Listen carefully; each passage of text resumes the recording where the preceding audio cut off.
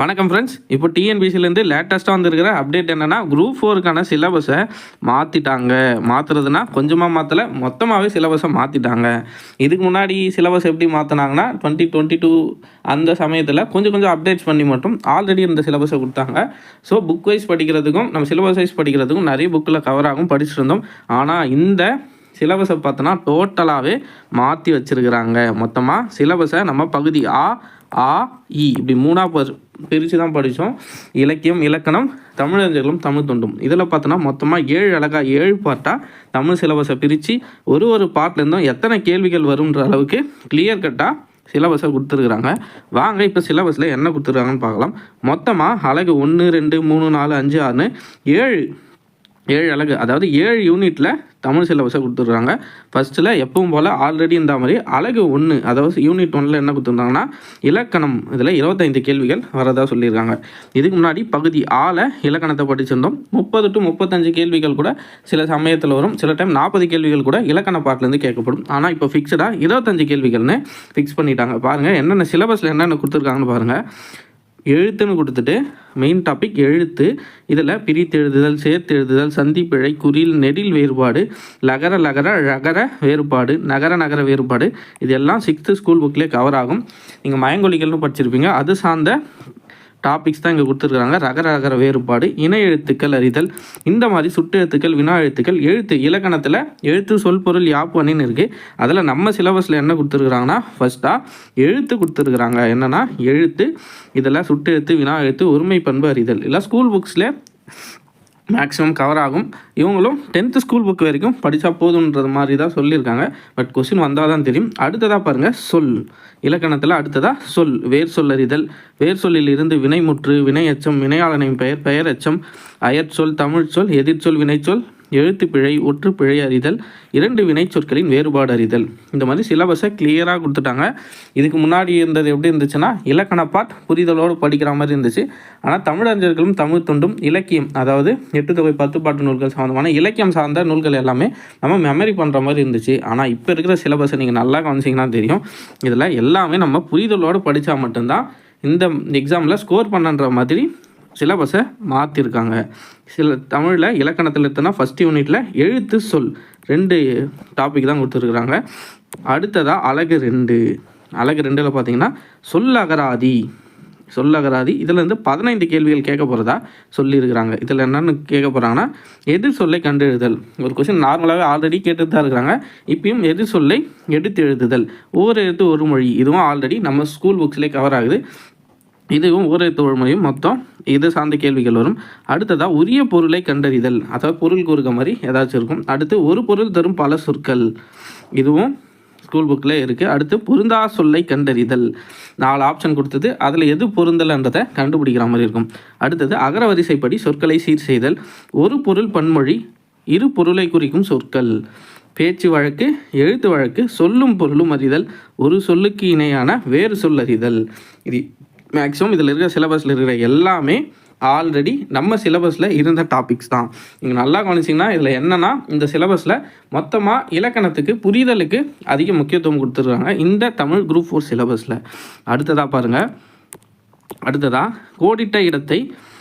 கோடிட்ட அதில் 2வது இப்போ அலகு 2ல் ஃபஸ்ட்டு ஒரு ரோமன் லெட்டரில் ஒன்று கொடுத்துருக்காங்க. அடுத்ததாக செகண்ட் என்னென்னா கோடிட்ட இடத்தில் இதிலேருந்து 15 கேள்விகள் கேட்க போகிறாங்க. கோடிட்ட இடத்தில் சரியான சொல்லை தேர்ந்தெடுத்து எழுதுதல், நம்ம ஸ்கூலில் படித்த மாதிரி இங்கேயும் கோடிட்ட இடங்களை திரும்பவும் வரப்போகுது. பள்ளிக்கு சென்று கல்வி டேஷ் சிறப்பு, இதுக்கு கீழே பக்கத்தில் ஆப்ஷன் கொடுப்பாங்க போல், பயிலுதல், எழுதுதல், இதில் நீங்கள் என்ன பண்ணணுன்னா எது சரியாக இருக்குமோ அதை போடுற மாதிரி இருக்கும். அடுத்ததாக பொருத்தமான பொருளை, அதுக்கடுத்து அதே மாதிரி கொடுத்துருக்காங்க. வானில் டேஷ் தோன்றினால் மழை பொழியும், இதுக்கு நீங்கள் 2 ஆப்ஷனில் ஏதாச்சும் ஒன்று சூஸ் பண்ணுற மாதிரி இருக்கும். அடுத்தது பாருங்கள், பொருத்தமான பொருளை தெரிவு செய்தல், எடுத்துக்காட்டு ஊடகம், இதுக்கு ஆன்சர் என்னவாக இருக்குன்னா தகவல் தொடர்பு சாதனம் அப்படின்னு இருக்கும். நீங்கள் என்ன பண்ணணுன்னா தகவல் தொடர்பு சாதனம் இப்படின்ற மாதிரி அரேஞ்ச் பண்ணுற மாதிரி இருக்கும். அடுத்ததாக சமூகம், மக்கள் குழு, கூட்டம், இந்த மாதிரி நீங்கள் அரேஞ்ச் பண்ணுற மாதிரி இருக்கும். அடுத்ததாக பாருங்கள், ஊர் பெயர்களின் மறுவை எழுதுக. இதுவும் ஸ்கூல் புக்கில் கவர் ஆகிறது தான். புதுச்சேரியை நம்ம என்ன எழுதுறோம், புதுவைன்னு எழுதுகிறோம். மன்னார்குடியை மண்ணை அப்படின்னு எழுதுகிறோம். மயிலாப்பூர் மயிலை. நம்ம ஸ்கூல் புக்கில் கும்பகோணத்தை குடந்தைன்னு எழுதியிருப்போம் அப்படின்ற மாதிரி டீட்டெயில்ஸ் இருக்கும். கோயம்புத்தூரை கோவைன்னு எழுதியிருப்போம். அந்த மாதிரி டீட்டெயில்ஸ் நம்ம இப்போ இருக்கிற புக்லேயே கவர் ஆகுது. இங்கே எக்ஸ்ட்ரா டீட்டெயில்ஸ் இதை சார்ந்த கேள்விகளும் இடம்பெறும்னு சொல்லியிருக்காங்க. அடுத்து ஓர் பேச்சு வழக்கு சொற்கள்.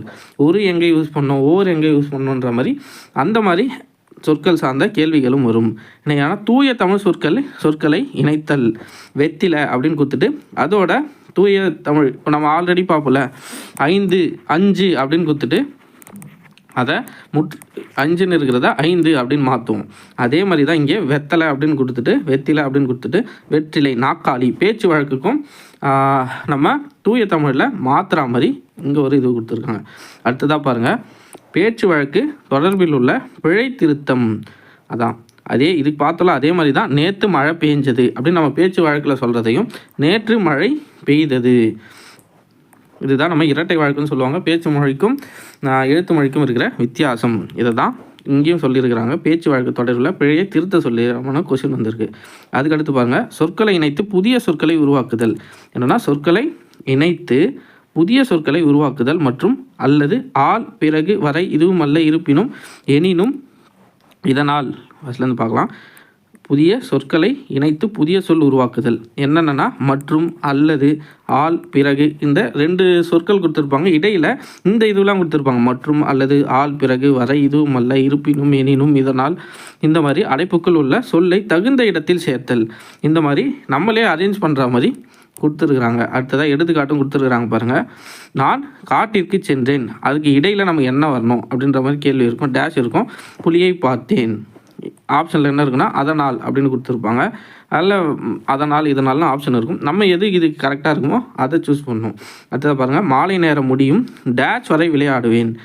அதுக்கு இடையில் என்ன வரணும், வரைன்னு வரணும். தேர்வு முடிந்த பின்பு இங்கே பாருங்கள், பின்புன்ற டேஷ் இருக்கும். இந்த இடத்துல என்ன வார்த்தை வருன்ற மாதிரி இதையும் கண்டுபிடிக்கணும். அப்போது இதில் மொத்தத்தில் என்ன தெரியுதுன்னா, மனப்பாடம் பண்ணால் வேலைக்கு ஆகாது. புரிதலோடு படித்தால் மட்டுமே குரூப் 4ல் தமிழில் மார்க் எடுக்க முடியும். அடுத்ததாக பாருங்கள், மாலை நேரம் முடியும் டேஷ். இது பார்த்துட்டுங்களா ஆல்ரெடி. அடுத்து பாருங்கள், பொருள் தரும் ஓர் எழுத்து. எடுத்துக்காட்டு ஆ பசு ஈ கொடு. இது 7th புக்லேயே வர ஓர் எழுத்து மொழி. மொத்தமாக 42 இருக்குது. அந்த 42ம் படிச்சிட்டிங்கன்னா இதுக்கான விடையை ஈஸியாக ஆன்சர் பண்ணிடலாம். அடுத்ததாக பாருங்கள், பல பொருள் குறித்த ஒரு சொல். பல பொருள் தரும் ஒரு சொல்லை கூறுக. கமலம் கஞ்சம் முளரி பங்கயம் இச்சொற்கள் தாமரையை குறிக்கும். இந்த மாதிரி இப்போது அடவி அரண் இந்த மாதிரி சொற்கள்லாம் எதை குறிக்குன்னா காட்டை குறிக்கும். அதே மாதிரி கமலத்துக்கு தாமரை குறிக்கிற ஒரு சொல்ல ஒரு தாமரையோட பெயருக்கு இத்தனை பெயர் இருக்குது. அதுதான் இந்த கொஸ்டினுக்கான பல பொருள் தரும் ஒரு சொல். இப்போ அடவி அரணி இப்படிலாம் படிச்சிருப்போம்ல 7th புக்கில் இருந்திருக்கும் ஓரெழுத்து ஒரு மொழி. அதே மாதிரி இது என்னென்னா நிறைய பொருள் இருக்கும், ஆனால் அதுக்கான குறிக்கிறது ஒரே பொருளை தான் குறிக்கும். அதுதான் இதுவும். அடுத்தது என்ன கொடுத்துருக்காங்கன்னா அலகு 3. அலகு 3ல் எழுதும் திறன் 15 கேள்விகள். சொற்களை ஃபஸ்ட்டு என்ன கொடுத்துருக்காங்க பாருங்க, சொற்களை ஒழுங்குபடுத்தி சொற்றொடர் அமைத்தல். தொடர் வகைகள் செய்வினை செயற்பாட்டு வினை தன்வினை பிறவினை. இதுவும் ஆல்ரெடி இருக்கிற நம்ம டிஎன்பிசி சிலபஸ் குரூப் 4 சிலபஸ்லேயே இதுவும் இருக்குது. இங்கே திரும்பவும் அதே கொடுத்துருக்காங்க. அடுத்து மரபு தமிழ் திணை மரபு உயர்திணை அம்மா வந்தது. அது என்னன்னா அம்மா வந்தால்னு வரணும். இது என்ன மரபுனா திணை மரபு. அதுவே அக்ரிணை மாடுகள் நனைந்தது. அக்ரிணையில் என்ன சொன்னால் மாடுகள் நனைந்தது அப்படின்னு சொல்லணும். நனைந்ததுன்னு வரக்கூடாது, மாடுகள் நனைந்தன அப்படின்னு வரணும். இது பால் மரபில் வரும். இது மாதிரி ஆண் பால் பெண் பால் பலர்பால் ஒன்றன் பால் இது சம்மந்தமான பிழைகளை கரெக்ட் பண்ணுற மாதிரி கொடுத்துருக்குறாங்க. அடுத்ததாக என்ன கொடுத்துருக்குறாங்கன்னு பாருங்கள்.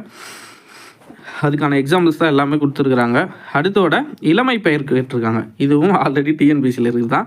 பசுவுக்கு கன்று, ஆடுக்கு குட்டி. நீங்கள் 6th புக்கிலே இதுக்கான ஃபஸ்ட் இயர்லேயே இதை பற்றி கொடுத்துருப்பாங்க. புலியோடைய இளமை பெயர் என்ன, அதோட குட்டியோட பெயர் என்னன்ற மாதிரி கொடுத்துருப்பாங்க.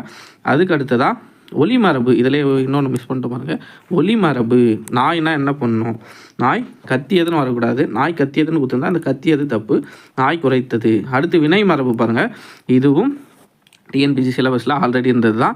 கூடை முடை, சோறு உண், நீர் குடி, முறுக்கு தின் இந்த மாதிரி வரும்ல, அதுதான் இந்த வினை மரபு. அடுத்ததாக பாருங்கள் தொகை மரபு. அடுத்த பாயிண்ட் என்னென்னா அவங்க மொத்தத்தில் மரபில் இருக்கிற எல்லா விஷயத்தையும் எடுத்து இதில் கொடுத்துட்டாங்க சிலபஸில். டிஎன்பிசியில் ஆல்ரெடி எப்படின்னா இது எல்லாத்துலேருந்தும் ஏதாச்சும் ஒரு கொஷின் வரும். மரபுன்னு மட்டும் கொடுத்துட்ருப்பாங்க. ஆனால் இதில் டீட்டெயில்டாகவே கொடுத்துட்ருக்காங்க.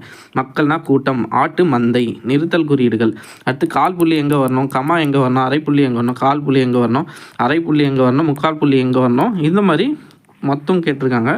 முற்றுப்புள்ளி எங்கே வரணும், வியப்புக்குறி எங்கே வரணும், வினா எங்கே வரணும், வியப்புக்குறி எங்கே வரணுன்ற மாதிரி இதை சார்ந்த கேள்விகளும் இடம்பெறும். அடுத்ததாக கலைச்சொற்கள். இதுவும் ஆல்ரெடி நம்ம படித்தது தான். பல்துறை சார்ந்த கலைச்சொற்கள், அதாவது அறிவியல், கல்வி, மருத்துவம், மேலாண்மை, ஒரு லெசன் ஒரு ஏழுக்கு பின்னாடியும் கொடுத்துருப்பாங்க. இப்போ சர்ச் இன்ஜின்னா இது 6வது புக்கத்தில் இருக்கிறது. சர்ச் இன்ஜின்னா தேடுபொறி, வலசை, மைக்ரேஷன், ஒவ்வாமை, அலர்ஜி. இன்னொன்று நம்ம நல்லா கவனிக்கணும், கொடுத்துருக்கிற எல்லா எக்ஸாம்பிளுமே நம்ம ஸ்கூல் புக்கில் maximum 6th to 10th cover ஆகிற மாதிரி தான் கொடுத்துருக்குறாங்க. ஸோ கொஷின் பேப்பரும் 6th to 10th வரல இருக்கிறதுலேருந்து தான் கேட்கப்படும். ஸோ தமிழை பொறுத்த வரைக்கும் ஸ்கூல் புக்கில் இருக்கிற கண்டென்ட்டை புரிஞ்சு படிச்சிங்கன்னா கண்டிப்பாக இந்த சிலபஸில் கண்டிப்பாக 95+ வாங்கலாம். வெளியிலேருந்து நம்ம சிறப்பு தமிழ் படிக்க வேண்டிய அவசியம் இல்லை. 11th 12th புத்தகத்தில் இருக்கிற நிறைய கண்டென்ட் படிக்க வேண்டிய அவசியம் இல்லை. 6th to 10th இருக்கிற இலக்கண பாட்டில் மட்டும் கான்சென்ட்ரேட் பண்ணி ஆகணும். அப்படி படித்தனா தான் இந்த எக்ஸாம்ஸில் மார்க் அதிகம் வாங்க முடியும். அடுத்ததாக பாருங்கள், கொடுக்கப்பட்ட பத்தியிலிருந்து கேட்கப்பட்ட வினா. அடுத்தது அலகு 5. இதில்னா வாசித்தல், புரிந்து கொள்ளுதல் திறன் 15 கேள்விகள் கேட்க போகிறதா சொல்லியிருக்காங்க. இதுக்கு முன்னாடி அலகு 4 கலைச்சொற்களில் 10 கேள்விகள். இப்போ கலைச்சொற்கள்லேருந்தே யோசிச்சு பாருங்கள், கலைச்சொற்கள்லேருந்தே 10 கேள்விகள் வரப்போதான். அப்போது அதுக்கு எவ்வளோ இம்பார்ட்டன்ஸ் கொடுத்து படிக்கணும்னு பார்த்துக்கோங்க. இதுக்கு முன்னாடி ஒரு கொஷின் 2 கொஷின் வந்தாலே பெரிய விஷயமா பார்ப்போம். இப்போது கலைச்சொற்களில் 10 கொஷின் கேட்குறதா சொல்லியிருக்கிறாங்க. அடுத்ததாக பாருங்கள், வாசித்தல் மற்றும் புரிந்து கொள்ளுதல் திறன். வாசித்தல், புரிந்து கொள்ளும் திறன் 15 கேள்விகள். ஓகேங்களா? ஒரு பேராகிராஃப் கொடுத்துட்டு ஒன்றும் பண்ண போகிறதில்ல. ஒரு பேராகிராஃப் கொடுப்பாங்க, கொடுக்கப்பட்ட பத்தியிலிருந்து கேட்கப்பட்ட வினாக்களுக்கு சரியான விடையை தேர்ந்தெடுத்தல். ஒரு பேராகிராஃப் கொடுப்பாங்க, அதுக்கு கீழே நிறைய கொஷின்ஸ் இருக்கும், 4-5 கொஷின். அதில் இருந்து அதுக்கான கரெக்டான அந்த பேராகிராஃப்லேயே இருக்கும் ஆன்சர். நம்ம கரெக்டான ஆன்சரை சூஸ் பண்ணி எழுதணும். அவ்வளோதான் நம்ம வேலை. செய்தித்தாள், தலையங்கம், முகப்புச் செய்திகள், அரசு சார்ந்த செய்திகள், கட்டுரைகள் இவற்றை வாசித்தல், புரிந்து கொள்ளும் திறன், ஓமை தொடரின் இதோடு முடியுது. புரிந்து கொள்ளும் திறன் இதெல்லாம் டெஸ்ட் பண்ண போகிறேன். நீங்கள் டெய்லி நியூஸ் பேப்பர் படிக்கிற ஆளாக இருந்தால் இதுக்கான ஆன்சர் ஈஸியாக பண்ணிடலாம். ப்ராக்டிஸ் பெருசாக தேவையில்லை, நியூஸ் பேப்பர் படிக்கிறதே போதும். அடுத்ததாக என்ன கொடுத்துருக்காங்க, ஒரு ஓமை தொடரின் பொருள் அறிதல், மரபு தொடரின் பொருள் அறிதல், பழமொழிகள் அறிதல், ஆவண ஊடகங்களை புரிந்து கொள்ளும் திறன். இதெல்லாம் வாசித்து புரிஞ்சு கொண்டு நீங்கள் ஆன்சர் பண்ணுற மாதிரி சிலபஸை டிசைன் பண்ணியிருக்காங்க. உண்மையிலே புரிந்து கொண்டு வாசித்து நம்ம புரிஞ்சுக்கிட்டு ஆன்சர் பண்ணுற மாதிரி தான் எல்லா கொஸ்டினுமே இருக்க போகுது. இந்த அலகு 5 யூனிட் 5 மட்டும் இல்லை, எல்லா யூனிட்டுமே இவங்க கொடுத்துருக்கிற சிலபஸ் படி பார்த்தோன்னா அப்படி தான் இருக்குது. அடுத்து பாருங்கள், அலகு 6 எளிய மொழிபெயர்ப்பு, டிரான்ஸ்லேஷன் பண்ண சொல்லியிருக்கிறாங்க. ஆங்கிலம் மற்றும் பிறமொழி சொற்களுக்கு இணையான தமிழ் சொற்கள் அறிதல். ஆல்ரெடி நம்ம கலை சொற்களே பார்த்துட்டோமே, அது என்ன இதுன்னு பார்த்தீங்கன்னா இதில் வேறு மாதிரி கொஸ்டின் வரும். பயன்பாட்டில் உள்ள ஆங்கில சொற்களை மொழிபெயர்த்தல் வேண்டும். எக்ஸாம்பிள் சான்று என்ன கொடுத்துருக்காங்க, எக்ஸாம்பிளாக பென்ட்ரைவ், பிரிண்டர், கம்ப்யூட்டர், கீபோர்டு. இது மாதிரி இப்போ நம்ம அதிகமாக யூஸ் பண்ணுற பொருட்களை வச்சு டிரான்ஸ்லேஷன் கேட்க போகிறாங்க. அடுத்ததாக ஆவணங்களின் தலைப்பு, கோப்புகள், கடிதங்கள், மனுக்கள் மொழிபெயர்ப்பை புரிந்து கொள்ளுதல். இது சம்பந்தமான கேள்விகளும் எல்லாமே இலக்கணப்பாட் புரிதல் இருந்தால் மட்டுமே போதும். எதையும் அதிகமாக மனப்பாடம் பண்ண தேவையில்லை. அடுத்ததாக பாருங்கள், கடைசி பார்ட். இதுதான் ஆல்ரெடி இருந்த சிலபஸில் கவர் ஆகிற ஒரு பார்ட். இதுதான் நிறைய பேர் உட்காந்து படிச்சுட்டு இருப்போம். இலக்கியம் இது ஒரு தனி பார்ட்டாக இருந்துச்சு. தமிழர்களும் தமிழ் தொண்டும் இது ஒரு பார்ட். இது பகுதி 6 இருந்துச்சு, இது பகுதி 7 இருந்துச்சு. கிட்டத்தட்ட இதில் ஒரு 30 to 35 கொஸ்டின் வரும். இதுலேருந்து 30 to 35 கொஸ்டின் வரும். மொத்தமாக 60 to 70 கொஸ்டினை 60 to 70 கொஸ்டினை இப்போ என்ன ஆக்கிட்டாங்கன்னா வெறும் 15 கேள்விகள். எவ்வளோ கேட்டிருக்காங்கன்னா 60 to 70 கொஸ்டினை வெறும் 15 கேள்விகளாக மாற்றிட்டாங்க. அதுலேயும் உங்களுக்கு அதிர்ச்சி தரக்கூடிய ஒரு தகவல் இதில் இருக்குது, அங்கே பார்க்கலாம். திருக்குறள் தொடர்பான செய்திகள். திருக்குறள் ஆல்ரெடி இருந்தது தான். 20 அதிகாரங்கள் மட்டுமே. அதிகாரங்களை குறிப்பிட்டாங்க ஆல்ரெடி இருந்த மாதிரி.